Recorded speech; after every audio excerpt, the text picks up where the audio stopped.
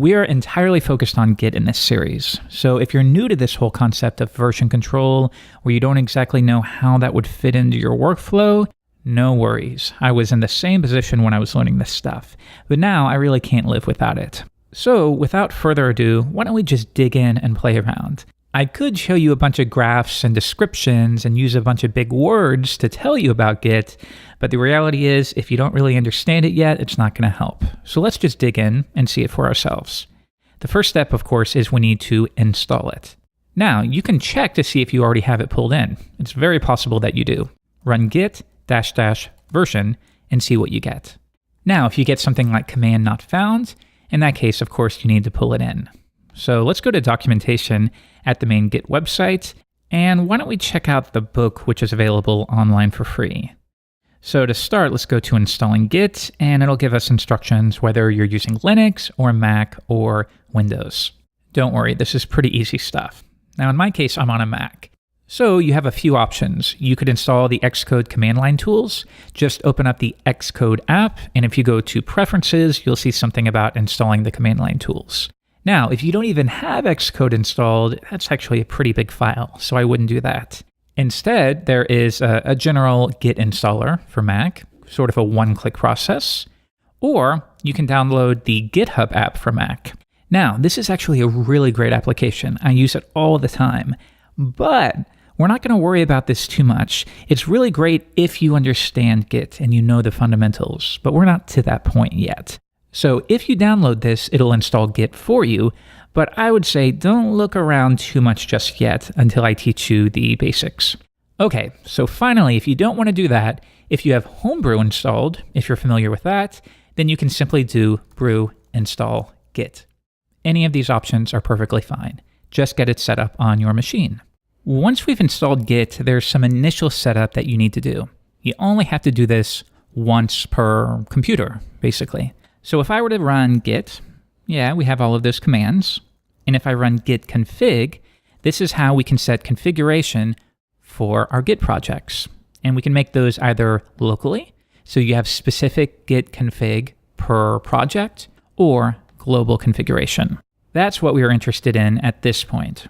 So note the option here, git config, and we are working with the global configuration file. To start, we just need to give it our name and email address. And that way we have an identifier for the person who is making these changes. Because remember, Git is distributed. You could be working on a team with 10 other people. So this gives us a way for each commit, which we'll talk about later, it gives us a way to identify or even blame who is responsible for that change. So I'm going to set user.name is my own name. And then I'll do one more for my email address, jeffrey@laracast.com. Now, there's one other change we can make, or we could stick with the default. There are some instances when working with Git where it will load up a code editor. If you want to override the default might be Vim, or it might be something else. Well, in that case, you could say git config, once again, for global configuration, and I want the core editor to be whatever you want. If you want it to be Vim, that's fine, or Emacs, whatever you prefer, or Sublime, any of those would be fine. All right, let's continue on. Now, if I run Git, you'll see all of the various commands that we can run. Now, this is a little overwhelming, but I'm going to let you in on a little secret. The reality is, the huge majority of developers work and function just fine using 10% of Git's features. So for many of these commands here, I promise and guarantee you that a lot of developers working professionally don't even know how to use them. They know the basics. They know how to add and commit and push and pull. They may even know how to revert a commit or rebase.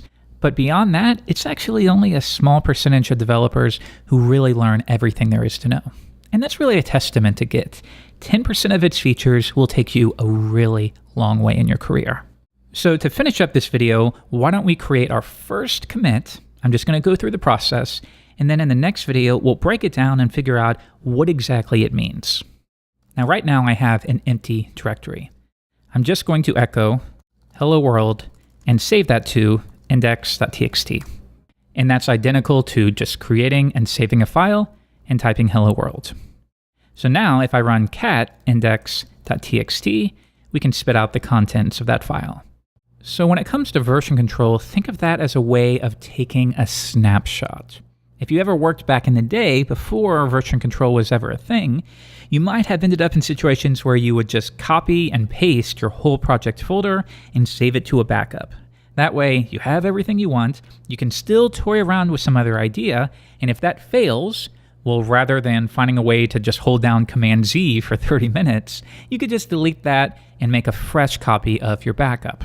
That's sort of a manual, makeshift, crappy version control. And a lot of us did that back in the day. You'd have folders that would say like project dash and then the date.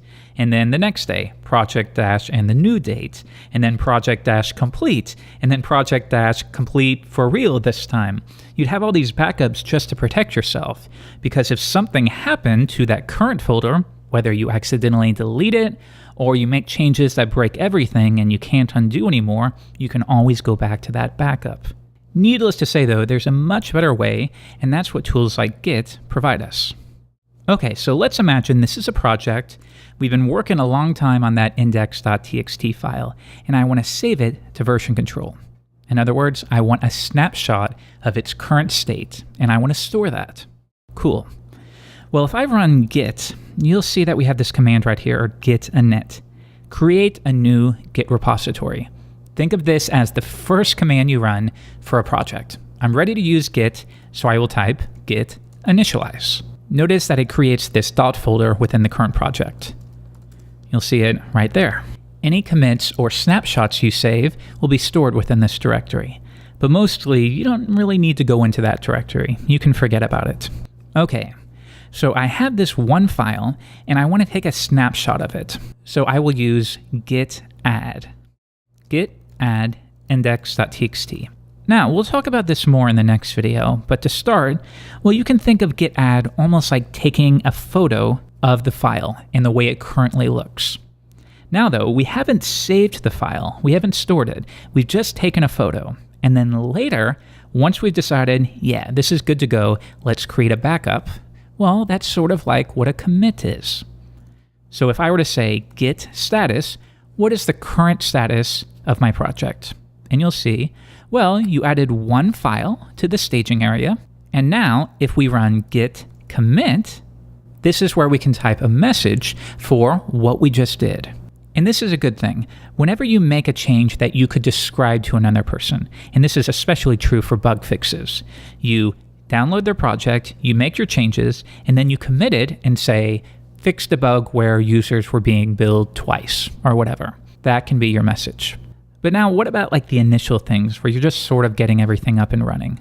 Well, often people will do something like this. For the very first commit, maybe if you install Laravel, you'd create a new commit, and you'd say install Laravel as the message. Or you'll see people say initial commit or first commit, any of those are fine. Or you can run git commit -m and you provide your message right here. That would be equivalent, and generally that's what I do in real life. All right, so we have added a file to the staging area and we've committed it. So if git add is sort of like taking a photo but not saving it, git commit is sort of like saying, okay, for all of those photos, save it and send it off for safekeeping. So if I were to say git log, give me a log of all of your commits, sure enough, you'll see our first commit.